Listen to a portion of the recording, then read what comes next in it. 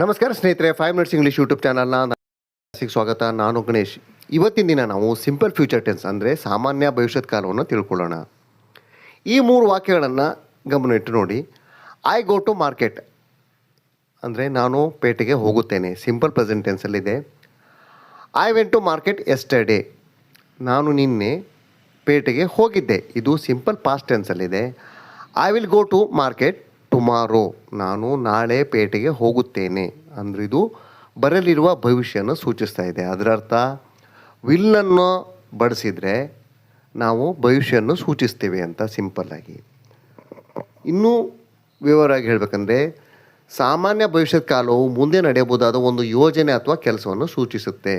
ಮುಂದೆ ಆಗಲಿರುವ ಮತ್ತು ಮುಂದೆ ಮಾಡುವ ಕೆಲಸದ ಬಗ್ಗೆ ಹೇಳಲಿಕ್ಕೆ ನಾವು ಸಾಮಾನ್ಯ ಭವಿಷ್ಯತ್ ಕಾಲವನ್ನು ಉಪಯೋಗಿಸ್ತೀವಿ.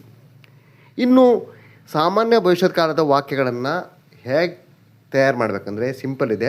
ಫಸ್ಟಿಗೆ ಸಬ್ಜೆಕ್ಟ್ ಬರೀಬೇಕು, ಆಮೇಲೆ ವಿಲ್ ಅಥವಾ ಶಾಲಾನ ಬರೀಬೇಕು, ಮತ್ತು ವಿ1 ಅಂದರೆ ಕ್ರಿಯಾಪದದ ಮೂಲ ರೂಪವನ್ನು ಬರೀಬೇಕು, ನಂತರ ಉಳಿದ ಪದಗಳನ್ನು ಬರೀಬೇಕು. I will go to market, ನಾನು ಪೇಟೆಗೆ ಹೋಗುತ್ತೇನೆ. We will go to market, ನಾವು ಪೇಟೆಗೆ ಹೋಗುತ್ತೇವೆ. You will go to market, ನೀನು ಪೇಟೆಗೆ ಹೋಗುತ್ತಿ. You will go to market, ನೀವು ಪೇಟೆಗೆ ಹೋಗುತ್ತೀರಿ. He will go to market, ಅವನು ಪೇಟೆಗೆ ಹೋಗುತ್ತಾನೆ. She will go to market, ಅವಳು ಪೇಟೆಗೆ ಹೋಗುತ್ತಾಳೆ. They will go to market, ಅವರು ಪೇಟೆಗೆ ಹೋಗುತ್ತಾರೆ. Krishna will go to market, ಕೃಷ್ಣನು ಪೇಟೆಗೆ ಹೋಗುತ್ತಾನೆ. Radha will go to market, ರಾಧೆಯು ಪೇಟೆಗೆ ಹೋಗುತ್ತಾಳೆ. Boy will go to market, ಹುಡುಗನು ಪೇಟೆಗೆ ಹೋಗುತ್ತಾನೆ. Boys will go to market, ಹುಡುಗರು ಪೇಟೆಗೆ ಹೋಗುತ್ತಾರೆ. ಹೀಗೆ ಸಬ್ಜೆಕ್ಟ್ ಯಾವುದೇ ಆದರೂ ಕೂಡ ವಿಲ್ ಒಟ್ಟಿಗೆ ವಾಕ್ಯವನ್ನು ತಯಾರು ಮಾಡಬೇಕು. ಇನ್ನು ಶಾಲ್ ಅನ್ನೋದು ಎಲ್ಲಿ ಬಳಸ್ತಾರೆ ಅಂದರೆ ಐ ಮತ್ತು ವಿ ಜೊತೆಗೆ ಶಾಲನ್ನು ಬಳಸ್ತಾರೆ. ರೆಗ್ಯುಲರಾಗಿ ಈಗ ಯಾರೂ ಬಳಸಲ್ಲ. ಐ ಮತ್ತು ವಿ ಜೊತೆಗೆ ಶಾಲನ್ನು ಬಳಸಿದರೆ, ಉದಾಹರಣೆಗೆ I shall go, we shall go ಅಂದರೆ ನಾನು ಹೋಗುತ್ತೇನೇನೋ ಅನ್ನೋ ಅರ್ಥ ಬರುತ್ತೆ. ಅಂದರೆ ಡೌಟ್ ಇರ್ತದೆ, ಅಲ್ಲಿ ಅನುಮಾನ ಇರ್ತದೆ, ಹೋದರೂ ಹೋಗ್ಬೋದು, ಹೋಗ್ಲಿಕ್ಕೂ ಇಲ್ಲ ಅಂಥೇಳಿ. ವಿಲ್ಲನ್ನು ಬಳಸಿದರೆ ಈ ಪ್ಲ್ಯಾನ್ ಆಲ್ರೆಡಿ ನಾನು ಮಾಡಿದ್ದೇನೆ, ಹೋಗ್ತೇನೆ ಅನ್ನೋ ಅರ್ಥ ಬರುತ್ತೆ. ಈಗ ಉದಾಹರಣೆಗಳನ್ನು ನೋಡಿ. ಐ ವಿಲ್ ಗೋ, ನಾನು ಹೋಗುತ್ತೇನೆ. ಐ ಶಾಲ್ ಗೋ, ನಾನು ಹೋಗುತ್ತೇನೇನೋ ಅಂದರೆ ನನಗೆ ಸ್ವಲ್ಪ ಅನುಮಾನ ಇದ್ದಾಗ ಐ ಶಾಲನ್ನು ಬಳಸ್ತೀವಿ. ಅನುಮಾನ ಇದ್ದಾಗ ಶಾಲನ್ನು ಬಳಸ್ತೀವಿ. ಹೋಗೋದು ಕನ್ಫರ್ಮ್ ಇರುವಾಗ ವಿಲ್ಲನ್ನು ಬಳಸ್ತೀವಿ. ವಿ ವಿಲ್ ಗೋ, ನಾವು ಹೋಗುತ್ತೇವೆ. ಯು ವಿಲ್ ಗೋ, ನೀನು ಹೋಗುತ್ತಿ. ಯು ವಿಲ್ ಡಿಸ್ಕಸ್ ಇಟ್, ನೀನು ಇದನ್ನು ಚರ್ಚೆ ಮಾಡುತ್ತಿ. They will play with me, ಅವರು ನನ್ನೊಂದಿಗೆ ಆಡುತ್ತಾರೆ. ಶಿ ವಿಲ್ ಈಟ್ ಬನಾನಾ, ಅವಳು ಬಾಳೆಹಣ್ಣನ್ನು ತಿನ್ನುತ್ತಾಳೆ. ಯಾವಾಗ? ಬರಲಿರುವ ಭವಿಷ್ಯದಲ್ಲಿ. ದೇ ವಿಲ್ ಪ್ಲೇ ಚೆಸ್, ಅವರು ಚೆಸ್ಸನ್ನು ಆಡುತ್ತಾರೆ. But we will play cricket, ಆದರೆ ನಾವು ಕ್ರಿಕೆಟನ್ನು ಆಡ್ತೇವೆ. ಯಾವಾಗ? ಮುಂದೆ ಬರಲಿರುವ ಭವಿಷ್ಯದಲ್ಲಿ. ಹೀಗೆ ಸಿಂಪಲ್ ಫ್ಯೂಚರ್ ಟೆನ್ಸ್ನ ಸಕಾರಾತ್ಮಕ ವಾಕ್ಯಗಳನ್ನು ಬರೀಬೇಕು. ಇದರ ನಕಾರಾತ್ಮಕ ವಾಕ್ಯಗಳನ್ನು ಬರೆಯೋದು ತುಂಬ ಸುಲಭ ಇದೆ. ಮೊದಲಿಗೆ ಸಬ್ಜೆಕ್ಟ್ ಬರೆದು ನಂತರ ವಿಲ್ ನಾಟ್ ಅಥವಾ ಶಾಲ್ ನಾಟನ್ನು ಸೇರಿಸಿ ಆಮೇಲೆ ವರ್ಬ್ 1 ಅಂದರೆ ಕ್ರಿಯಾಪದದ ಮೂಲ ರೂಪವನ್ನು ಬರೆದು ಕೊನೆಯಲ್ಲಿ ಅಬ್ಜೆಕ್ಟನ್ನು ಬರೀಬೇಕು. ಐ ವಿಲ್ ನಾಟ್ ಗೋ, ನಾನು ಹೋಗುವುದಿಲ್ಲ. ಐ ವಿಲ್ ನಾಟ್ ಕಮ್, ನಾನು ಬರುವುದಿಲ್ಲ. ಶಿ ವಿಲ್ ನಾಟ್ ಕಮ್, ಅವಳು ಬರುವುದಿಲ್ಲ. ದೇ ವಿಲ್ ನಾಟ್ ಈಟ್, ಅವರು ತಿನ್ನುವುದಿಲ್ಲ. ದೇ ವಿಲ್ ನಾಟ್ ಡಿಸ್ಕಸ್, ಅವರು ಚರ್ಚಿಸುವುದಿಲ್ಲ. She will not meet me, ಅವಳು ನನ್ನನ್ನು ಭೇಟಿ ಆಗುವುದಿಲ್ಲ. I will not meet her, ನಾನು ಅವಳನ್ನು ಭೇಟಿ ಆಗುವುದಿಲ್ಲ. I will not perform puja, ನಾನು ಪೂಜೆಯನ್ನು ಮಾಡುವುದಿಲ್ಲ. She will not play chess with me, ಅವಳು ನನ್ನೊಂದಿಗೆ ಚೆಸ್ ಆಟ ಆಡುವುದಿಲ್ಲ.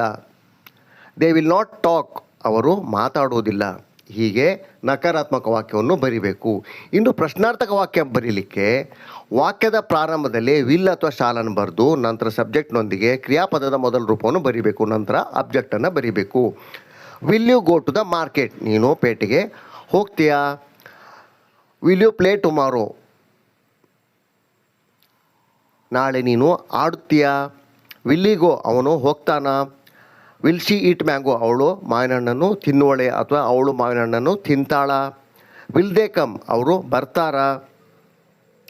ವಿಲ್ ದೇ ಪ್ಲೇ, ಅವರು ಆಡ್ತಾರ. ವಿಲ್ ದೇ ಡಿಸ್ಕಸ್, ಅವರು ಚರ್ಚೆ ಮಾಡ್ತಾರ. ವಿಲ್ ಹಿ ಗಿವ್, ಅವನು ಕೊಡ್ತಾನ. ವಿಲ್ ಶಿ ಅಕ್ಸೆಪ್ಟ್, ಅವಳು ಸ್ವೀಕರಿಸ್ತಾಳ. ವಿಲ್ ಇಟ್ ಅರೈವ್, ಅದು ಬಂದು ಸೇರ್ತದ. ಹೀಗೆ ಪ್ರಶ್ನಾರ್ಥಕ ವಾಕ್ಯವನ್ನು ತಯಾರು ಮಾಡಬೇಕು. ಇನ್ನು ಪ್ರಶ್ನಾರ್ಥಕ ನಕಾರಾತ್ಮಕ ವಾಕ್ಯ ತಯಾರು ಮಾಡಲಿಕ್ಕೆ ಮೊದಲಿಗೆ ವಿಲ್ ಅಥವಾ ಶಾಲನ್ನು ಬರೆದು ಸಬ್ಜೆಕ್ಟ್ ಜೊತೆಗೆ ನಾಟನ್ನು ಸೇರಿಸಿ V1 ಅನ್ನು ಬರೆದು ಕೊನೆಯಲ್ಲಿ ಅಬ್ಜೆಕ್ಟನ್ನು ಬರೀಬೇಕು. ಶಾಲ್ ಐ ನಾಟ್ ಗೋ, ನಾನು ಹೋಗುವುದಿಲ್ಲವೇ. ವಿಲ್ ಐ ನಾಟ್ ಗೋ, ನಾನು ಹೋಗುವುದಿಲ್ಲವೇ. ವಿಲ್ ವಿ ನಾಟ್ ಗೋ, ನಾವು ಹೋಗುವುದಿಲ್ವೇ. ವಿಲ್ ಈ ನಾಟ್ ಗೋ, ಅವನು ಹೋಗುವುದಿಲ್ವೇ. ವಿಲ್ ಯು ನಾಟ್ ಗೋ, ನೀನು ಅಥವಾ ನೀವು ಹೋಗುವುದಿಲ್ವೇ. ವಿಲ್ ದೇ ನಾಟ್ ಗೋ, ಅವರು ಹೋಗುವುದಿಲ್ವೇ ಅಥವಾ ಹೋಗುವುದಿಲ್ವಾ. ಈ ಮೇಲಿನ ವಾಕ್ಯಗಳನ್ನು ನಿಮ್ಗೆ ಈಗಾಗಲೇ ಗೊತ್ತಿರುವಂತೆ ಕೆಳಗಿನ ಥರನೂ ಬರೀಬೋದು.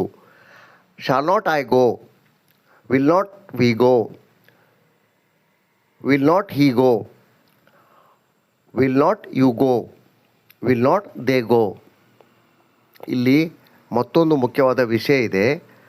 ವಿಲ್ ನಾಟನ್ನು ಶಾರ್ಟಾಗಿ ವೋಂಟ್ ಅಂತ ಬರೀತಾರೆ. ಐ ವಿಲ್ ನಾಟ್ ಗೋ ಅದನ್ನೇ ಐ ವೋಂಟ್ ಗೋ ಅಂತ ಹೇಳ್ಬೋದು ಅಂತ ಹೇಳ್ತಾರೆ ಮಾತಾಡುವಾಗ. ವಿ ವೋಂಟ್ ಕಮ್, ನಾವು ಬರೋದಿಲ್ಲ. ಶಿ ವೋಂಟ್ ಈಟ್, ಅವಳು ತಿನ್ನೋದಿಲ್ಲ. ಅಂದರೆ ವಿಲ್ ನಾಟದ್ದೇ short form won't. You won't write, ನೀವು ಬರೆಯೋದಿಲ್ಲ ಅಥವಾ ನೀನು ಬರೆಯೋದಿಲ್ಲ. ದೇ ವೋಂಟ್ ಪ್ಲೇ, ಅವರು ಆಡುವುದಿಲ್ಲ. ಹೀಗೆ ಸಾಮಾನ್ಯ ಭವಿಷ್ಯತ್ ಕಾಲದ 4 ವಿಧವಾದ ವಾಕ್ಯಗಳನ್ನು ಬರೀತಾರೆ. ಸಿಂಪಲ್ಲಾಗಿ ನೆನ್ಪಿಡಿ, ವಿಲ್ ಅಥವಾ ಶಾಲ್ ಬಂದರೆ ಆ ವಾಕ್ಯವು ಭವಿಷ್ಯತ್ ಕಾಲವನ್ನು ಸೂಚಿಸುತ್ತೆ.